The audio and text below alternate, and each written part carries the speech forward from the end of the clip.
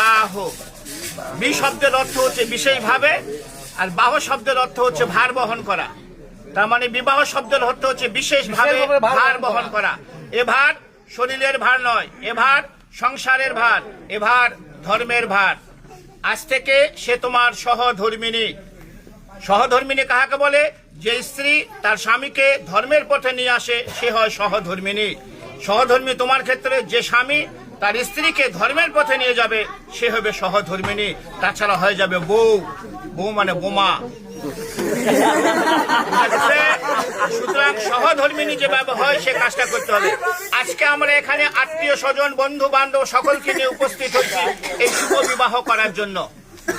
বিবাহের মাধ্যমে পুরুষ লাভ করে পিতৃত্ব, নারী লাভ করে মাতৃত্ব। এই পিতৃত্ব এবং মাতৃত্বের মাধ্যমে গড়ে উঠে তাদের একটা সুখের সংসার। পিতামাতা, ভাই বোন, আত্মীয় স্বজন, বন্ধু বান্ধব সকলকে নিয়ে একসাথে থাকার তারা সংকল্প করে এই বিবাহের মাধ্যমে। মানুষের জন্ম থেকে মৃত্যু পর্যন্ত 10টি মাঙ্গলিক কর্ম আছে, তার মধ্যে বিবাহ হচ্ছে সর্বশ্রেষ্ঠ।